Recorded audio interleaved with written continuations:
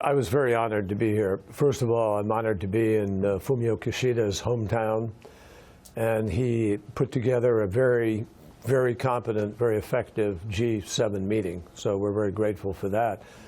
But to have the privilege of going to this remarkable museum that is so moving, so incredibly compelling, I was very, very moved by it, very touched by it in many different ways.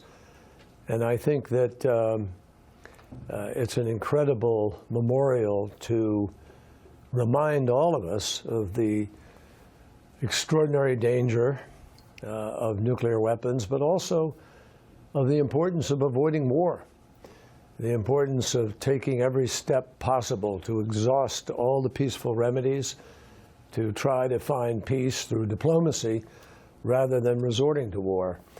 And I came away from today even more motivated and even more energized.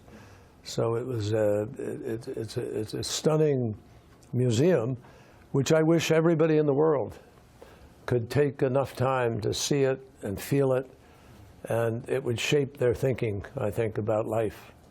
I heard that you suggested Mr. Kishida to go to atomic bomb the dome. I did. I wanted to walk down there to see more. I wanted to feel what it looked like up close and personal, and I wanted to have a sense of the history and of the damage and get a feel for where, sort of where things were and what it looked like. So I'm glad we did that, and I'm very grateful to Foreign Minister Kishida for adjusting on the spur of the moment. And I think the foreign ministers all appreciated it. Many Americans still say that the dropping of atomic bomb was the right decision in order to save many American people's lives. So what made you decide to come to Hiroshima? Well, no matter what people feel about that, we are now friends and allies. We have worked through a remarkable reconciliation. The story of Japan and the United States after the war, our friendship today, our alliance today with respect to so many issues. Japan is a global player internationally, diplomatically. It helps with Afghanistan. It helps with countering violent extremism. Your leaders make important decisions to contribute to fighting Ebola, to helping with development, take care of refugees in Syria. So the Japanese people have much to be proud of in that regard. And I think that my decision to come here, for me, even though I know it's sensitive to some people, is not difficult because I'm not here to deal with the past except to remember it, learn the lessons from it. I'm here to work on the challenges we face today and to define the future, and to take the past and use it as a tool to be able to help us shape that better future. So what I saw today impresses on me the importance of the work that I'm privileged to be doing, which is trying to make peace in Syria, trying to end the threat of the democratic, of the DPRK and Kim Jong-un, working to try to bring peace to Yemen, to Libya, to other places. That's a privilege, and today reinforced in me what a great privilege it is and how important the commitment to that work is. Okay, so I think and hope that the next step will be President Obama's visit to Hiroshima. Do you think it's possible? Well, it certainly is possible. I don't know what his schedule is. They're working out his schedule yet. I know there's some talk about it.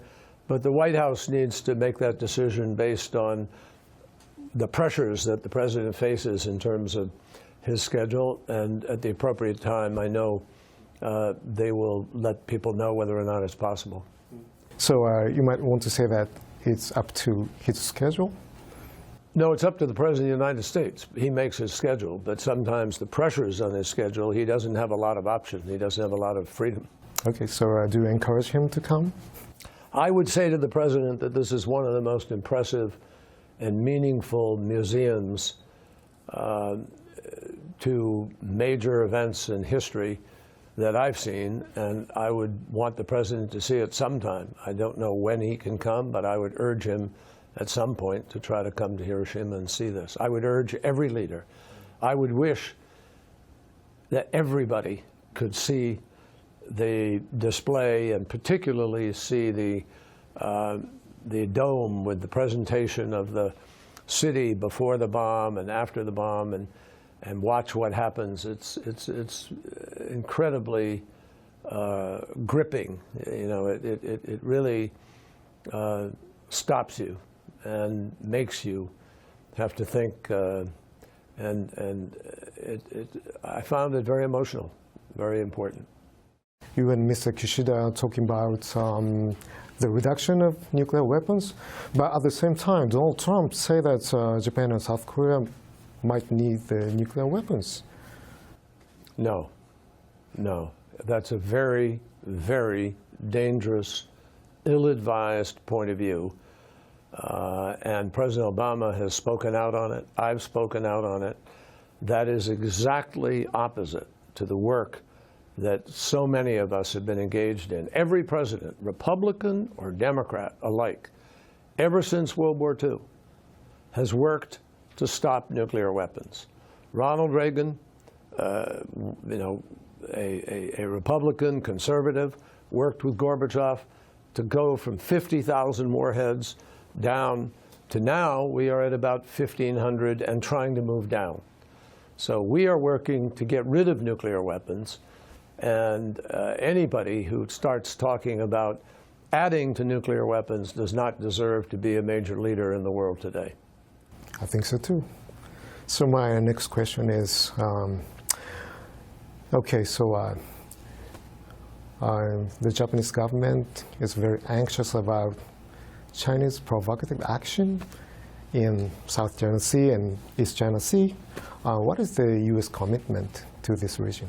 Well, it's very deep. We have a defense treaty agreement with a number of countries, including with Japan and Korea, with respect to this part of the world, and Philippines, south of here.